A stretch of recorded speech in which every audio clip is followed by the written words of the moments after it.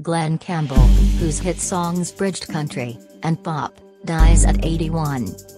Glen Campbell, the sweet-voiced, guitar-picking son of a sharecropper who became a recording, television and movie star in the 1960s and 70s, waged a publicized battle with alcohol and drugs and gave his last performances while in the early stages of Alzheimer's disease, died on Tuesday in Nashville. He was 81. Tim Plumley, his publicist, said the cause was Alzheimer's. Mr. Campbell revealed that he had the disease in June 2011, saying it had been diagnosed 6 months earlier. He also announced that he was going ahead with a farewell tour later that year in support of his new album, Ghost on the Canvas.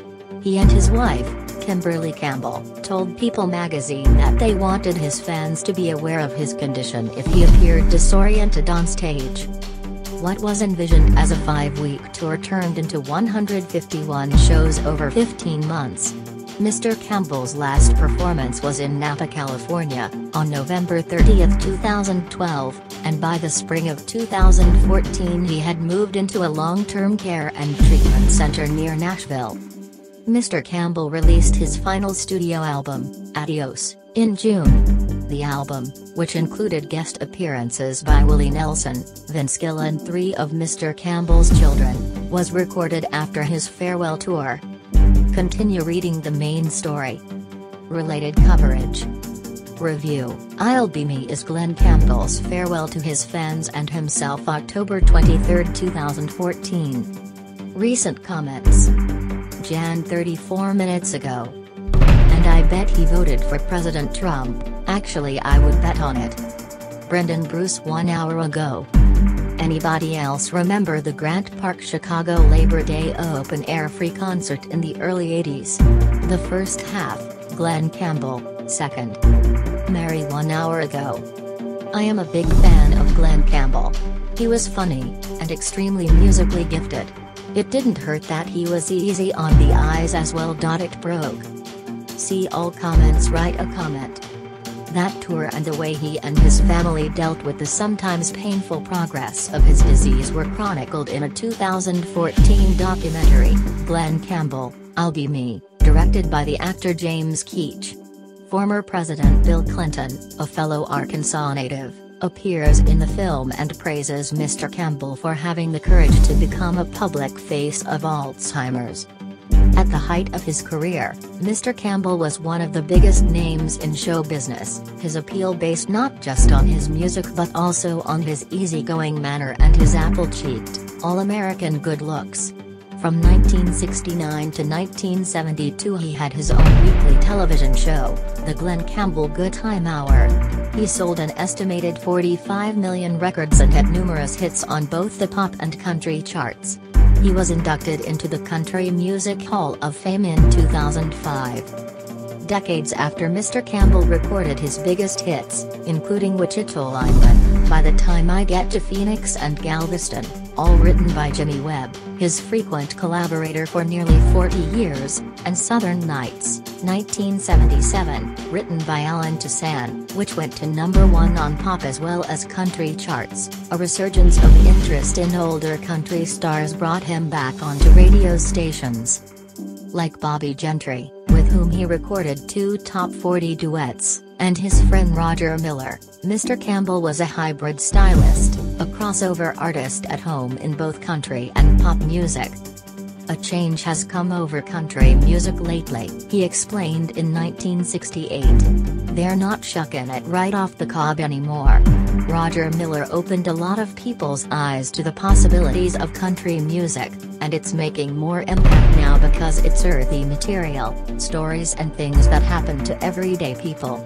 I call it people music. Glen Travis Campbell was born on April 22, 1936, about 80 miles southwest of Little Rock, Arkansas, between Bisstown and Delight, where his father sharecropped 120 acres of cotton. He was the 7th son in a family of 8 boys and 4 girls. When he was 4, his father ordered him a 3/4-sized guitar for $5 from Sears, Roebuck. He was performing on local radio stations by the time he was 6. picking up music from the radio and his church's gospel hymns. He got tired of looking a mule in the butt, as Mr. Campbell put it in an interview with the New York Times in 1968. He quit school at 14 and went to Albuquerque, where his father's brother-in-law, Dick Bills, had a band and was appearing on both radio and television. After playing guitar and singing in what he called fightin' and dancin' clubs in Albuquerque with Mr. Bills's band, Mr. Campbell moved to Los Angeles at 22 and in 1960 got a job playing with the Champs, a rock and roll group best known for its 1958 hit Tequila.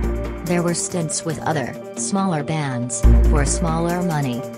But his skills eventually took him into the recording studios as a session musician, and for 6 years he provided accompaniment for a host of famous artists, including Frank Sinatra, Dean Martin, Nat King Cole, Elvis Presley, Rick Nelson and groups like the Beach Boys and the Mamas and the Papas. Although he never learned to read music, Mr. Campbell was at ease not just on guitar but also on banjo, mandolin and bass. He wrote in his autobiography, Rhinestone Cowboy, 1994, the title was taken from one of his biggest hits, that in 1963 alone his playing and singing were heard on 586 recorded songs. He could be a cut-up in recording sessions. With his humor and energetic talents, he kept many a record date in stitches as well as fun to do, the electric bassist Carol Kaye, who often played alongside Mr. Campbell, said in an interview in 2011. Even on some of the most boring, he'd stand up and sing some off-color country song, we'd almost have a baby trying not to bust a gut laughing. After playing on many Beach Boys sessions, Mr. Campbell became a touring member of the band in late 1964, when its leader, Brian Wilson, decided to leave the road to concentrate on writing and recording. He remained a Beach Boy into the first few months of 1965. Mr. Campbell had made his first records under his own name in the early 1960s, but success eluded him until 1967, shortly after he signed with Capitol Records, when his recording of John Hartford's Gentle on My Mind hit the charts. Shortly after that, his version of By the Time I Get to Phoenix reached the top 40. National recognition, 4 Grammy Awards in 1968 and television appearances quickly followed. After Tommy Smothers of the Smothers Brothers saw Mr. Campbell on Joey Bishop's Late Night Show in 1968, Mr. Campbell was signed as the host of the Smothers Brothers Summer Replacement Show, whimsically titled Summer Brothers Smothers Show. In his review for The Times, George Gent called Mr. Campbell a handsome, talented and relaxed host who appeared in complete control of some of the crazy goings-on.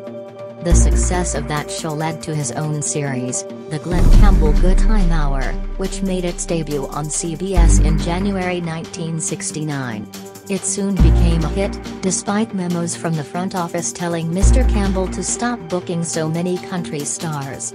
One complaint came after a show that featured Mr. Campbell, Buck Owens, Merle Haggard, and Johnny Cash. Mr. Campbell had his most famous movie role in 1969, in the original version of True Grit. He had the non-singing part of a Texas Ranger who joins forces with John Wayne and Kim Darby to hunt down the killer of Miss Darby's father. Matt Damon had the role in a 2010 remake. The next year, Mr. Campbell and the New York Jets quarterback Joe Namath played ex-Marines in Norwood, based on a novel by Charles Portis, the author of True Grit. Mr. Campbell made his Las Vegas debut in 1970 and, a year later, performed at the White House for President Richard M. Nixon and for Queen Elizabeth II in London. But his life in those years had a dark side. Frankly, it is very hard to remember things from the 1970s, he wrote in his autobiography. Though his recording and touring career was booming, he began drinking heavily and later started using cocaine. He would annoy his friends by quoting from the Bible while high. The public had no idea how I was living, he recalled. In 1980, after his third divorce, he said, "Perhaps I've found the secret for an unhappy private life. Every 3 years I go and marry a girl who doesn't love me, and then she proceeds to take all my money. That year, he had a short, tempestuous and very public affair with the singer Tanya Tucker, who was about half his age. He credited his fourth wife, the former Kimberly with keeping him alive and straightening him out, although he would continue to have occasional relapses for many years. He was arrested in November 2003 in Phoenix and charged with extreme drunken driving and leaving the scene of an accident. He pleaded guilty and served 10 nights in jail in 2004. Miss Woolen, who, like Mr. Campbell, was an evangelical Christian, married him in October 1982. They had both been baptized on a chilly December day in 1981 in Mr. Campbell's old swimming hole in Bisstown. Throughout the 1990s, Mr. Campbell remained influential. He released a series of gospel albums in the 1990s and in later years made frequent appearances on evangelical TV shows. In 1992 he began performing in Branson, Mo, and in 1994 he opened the Glen Campbell Good Time Theatre there.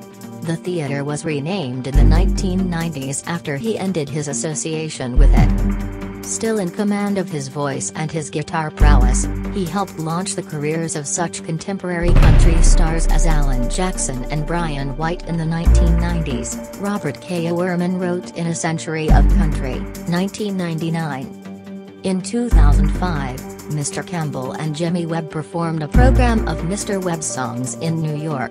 Stephen Holden of The Times wrote in his review that Mr. Campbell's sloppiness detracted only minimally from the power of his voice. At 69, he still conveys the manic optimism of a garrulous rhinestone cowboy crowing under the open skies.